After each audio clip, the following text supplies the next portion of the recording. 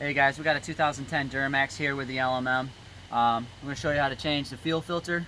It's pretty easy at about a 15-minute to maybe a half-hour time frame. It's also the same for the LLY and the LBZ, and more than likely the LMM. I haven't seen one of those yet, so let's get started. Alright guys, first thing we got to do is we got to take these bolts out. These are 7mm. Don't mind my custom bolts. This truck has been in Michigan for 10 years of its life. After that, we'll take out all these little clips. I can show you how to take those out after I get those out. For videoing purposes, I'll pull this out and we'll get right back to you. And we also got a 13mm here that takes off your mud flap. Alright guys, the easy way to take these off is to take a flathead, shove it right here in the slot, pry it up just a little bit, and then stick this in there, pull it right out. Alright guys, next thing you gotta do is pull the water detection sensor. It's just this little clip right here.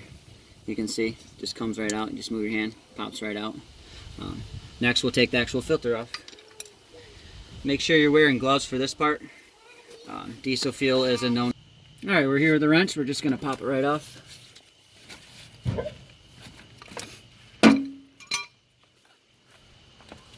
Now your line shouldn't be pressurized, but you just want to watch it. Be careful. And here she is. Alright guys, now we got to take off your water sensor. So easy way to do this. It shouldn't be very tight, but sometimes they are.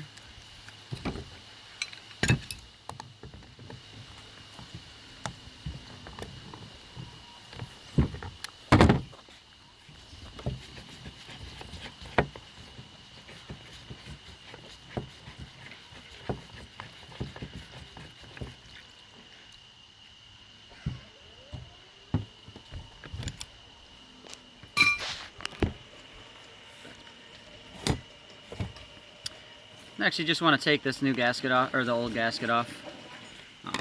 Put the new one back on. If you buy AC Delco filters, they always come with all brand new gaskets. Highly recommend throwing them on.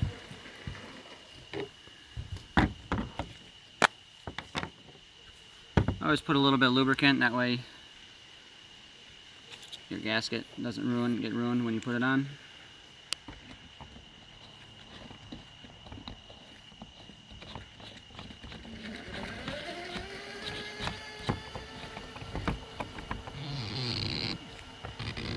Then I just get a little bit tighter than hand tight. Next you want to put your gasket in for this. And then same deal. Put a little bit of Joy Jelly on her. Get her all nice and lubed up so you can put it back in there.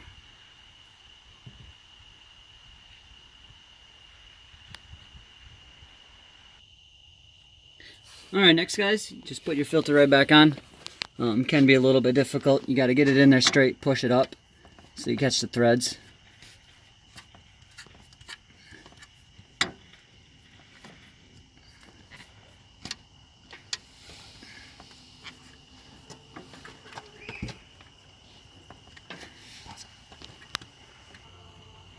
Then because it's a filter guys, you just want it hand tight, just so it won't leak and you can get it off again.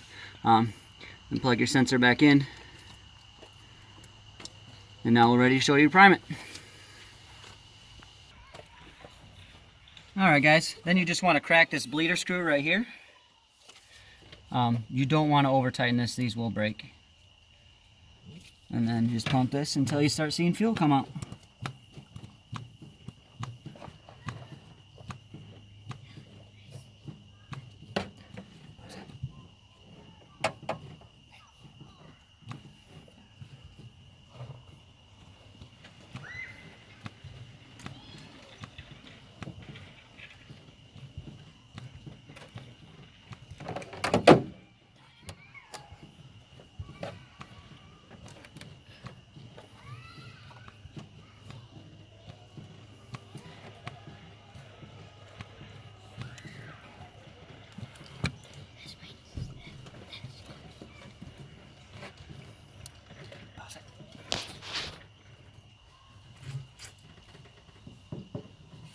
you're spraying the fuel, you want to tighten this back up. And like I said, you don't want to over tighten this because it is plastic. Thank you, GM, for the engineering flaw. Pump this a couple more times just to get it all hard. Fire up your truck.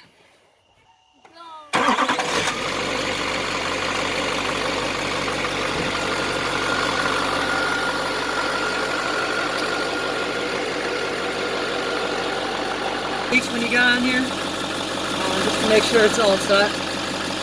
That just might have came from the filter, so we'll keep an eye on that. If not, we'll tighten her up. Alright guys, if you actually break that bleeder screw, which I have done in the past, you can get them from any auto parts store. It's just a small plastic screw. You get a box of 6 for about $15. Or for about $20 you get a brass one. And this concludes our video. Hope this helped you guys out. Thank you.